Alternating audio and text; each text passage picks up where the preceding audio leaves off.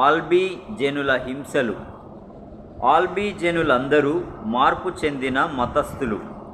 వారు 12-13వ శతాబ్దములలో దక్షిణ ఫ్రాన్స్లో నివసించిరి. వారు ఫ్రెంచి పట్టణమైన ఆల్బీలో కేంద్రీకరింపబడినందున వారికి ఆ పేరు వచ్చెను. వారు చాలా కఠినమైన నైతిక విలువలు గలవారు. వారిలో count Toulouse, count Foix, count బెజైట్స్ వంటి అనేక మంది ప్రముఖులే కాక ఇంకా ఎందరో చదువరులు ఉన్నత స్థాయి కలవారున్నారు. వారిని అణుచుటకు రోము మొదట సిస్టెర్సియన్ను మరియు డొమినికన్ మఠ సన్యాసులను పంపి వారిని తిరిగి మతాధికారుల సిద్ధాంతములలోనికి మార్చుటకు ప్రయత్నించెను. అయితే ఆల్బీజెనులు సంస్కరింపబడిన తమ సిద్ధాంతములకు కట్టుబడి ఉండుట వలన వారి ప్రయత్నములు విఫలమైనవి.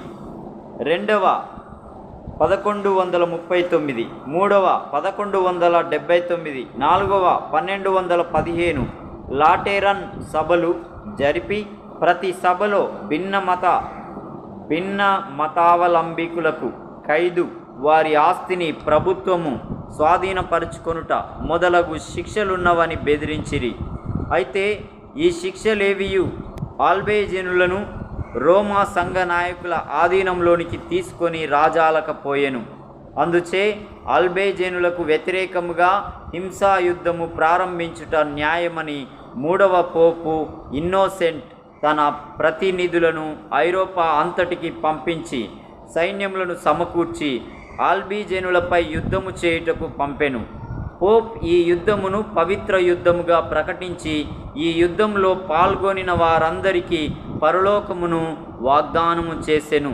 క్రీస్తు శకం 1209 నుండి క్రీస్తు శకం 1229 వరకు జరిగిన మిక్కిలి అపవిత్రమైన ఈ యుద్ధంలో ఆల్బీజెనుడైన కౌంట్ రేమండ్ గొప్ప ధైర్యముతో టౌలౌస్ పట్టణమును, మతోన్మాది అయిన రోమన్ క్యాథలిక్ సంస్థానాధిపతిని, మరికొన్ని ఇతర ప్రాంతములను జయించెను.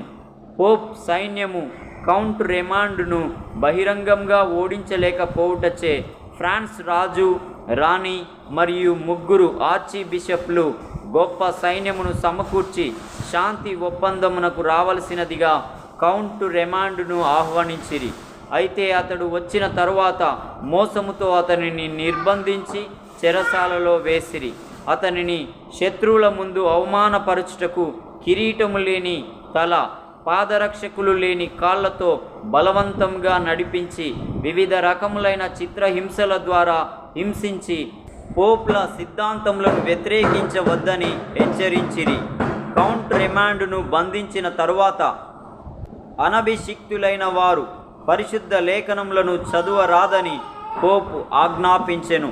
13వ శతాబ్దము మిగతా కాలంలో ఐరోపా అంతటా మత న్యాయస్థానము ద్వారా ఆల్బీజెనులను, వాల్డేనులను, ఇతర మార్పు చెందిన క్రైస్తవులను అణచుటయే వారి ప్రధాన గురి అయి ఉన్నది.